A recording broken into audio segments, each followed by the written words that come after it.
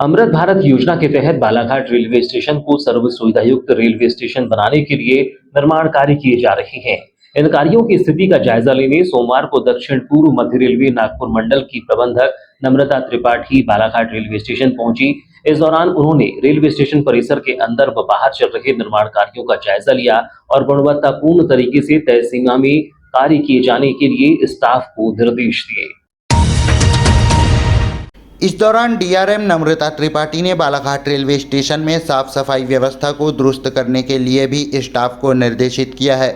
इस दौरान उन्होंने माना कि वर्षा ऋतु के चलते निर्माण कार्यों की रफ्तार कुछ धीमी हुई है, लेकिन वर्षा काल समाप्त होने के साथ ही कार्यों को पूर्ण कर लिया जाएगा। इस दौरान उन्होंने निर्माण कार्य से जुड़े सभी ठेकेदारों को अलग से बैठक लेकर उन्हें आवश्यक दिशा निर्देश भी दिए हैं। बालाघाट रेलवे स्टेशन के निरीक्षण के दौरान डीआरएम ने कहा कि वर्तमान समय में ट्रेनों की देरी, कुछ ट्रेनों के रुकावट सहित अन्य समस्याओं का भी समाधान जल्द हो जाएगा, क्योंकि गोंदिया ओवरब्रिज निर्माण का कार्य पूर्णता की ओर है और दिसंबर से जनवरी माह के बीच कार्य पूर्ण हो जाएगा।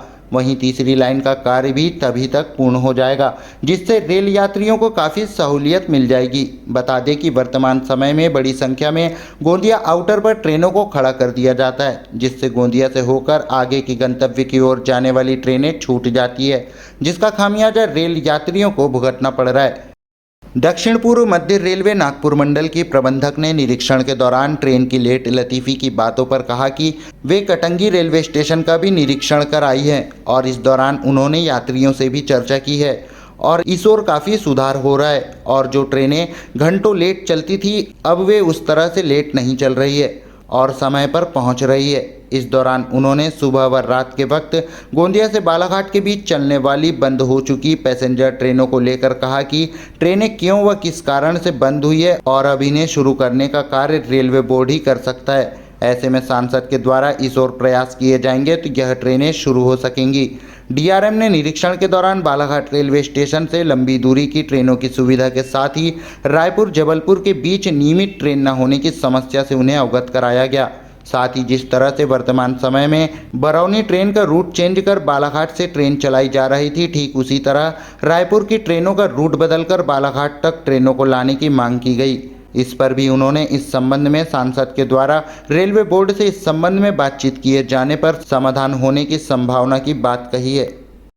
अभी काम पूरा जोर शोर से हो रहा था, लेकिन अभी मॉनसून के चलते थोड़ा स्थगित हुआ है, लेकिन अक्टूबर तक हम उसको बिल्कुल कंप्लीट करेंगे। ये हमारी प्रायोरिटी वर्क है और ये मॉनसून के चलते ही बस रुका हुआ है, क्योंकि अभी हम नहीं कर सकते हैं, एलएचएस का वर्क है, नहीं हो सकता, और जैसे ही कंप्लीट होगा मॉनसून ये काम भी कंप्लीट होगा। मैम, बालाघाट रेलवे की सुविधा में पिछड़ा नज़र आता है। यहाँ की जो ट्रेनें हैं 2-2, 3-3 घंटे हमको गोंदिया पहुँचने में लग जाते हैं। एक प्रातः 6:45 पर ट्रेन चलती थी जो 7:30 पौने 8 बजे गोंदिया पहुँच जाती थी, उसको भी बंद कर दिया गया। कोरोना के पहले वो चलती थी। रात में 9 बजे 10 बजे ट्रेन गोंदिया से चलती थी, उसको भी बंद कर दिया गया। मैम, बालाघाट के साथ ही ऐसा क्यों? नहीं, कोई बिल्कुल ये तथ्यों पे बेस नहीं है।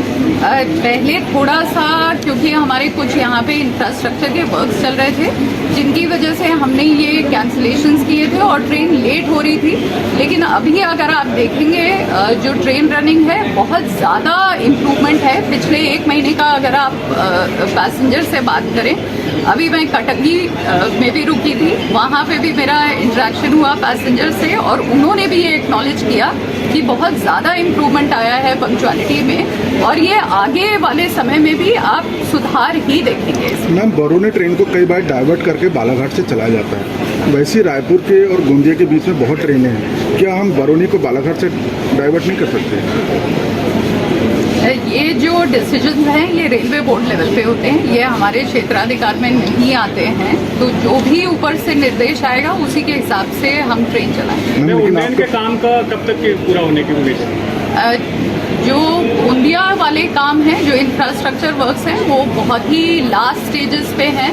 तो 3rd लाइन का काम भी अक्टूबर नवंबर तक कंप्लीट होने की उम्मीद है और जो आरओआर रेल ओवर रेल जो फ्लाईओवर है, जिससे कि मेजर यहाँ का जो गोंदिया का बॉटलनेक है वो इम्प्रूव होगा, वो करीबन जनवरी तक, दिसंबर जनवरी तक कंप्लीट हो जाएगा।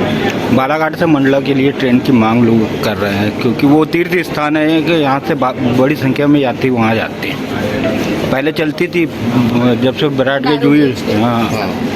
हाँ वही मैंने जैसा पहले कहा कि कौन सी ट्रेन कहाँ चलनी चाहिए ये हमारे क्षेत्राधिकार में नहीं आता है, ये रेलवे बोर्ड के ही क्षेत्र में आता है। तो अगर यहाँ पे जो सांसद जी हैं उनकी तरफ से अगर डिमांड जाएगी तो डेफिनेटली कंसीडर की जाएगी।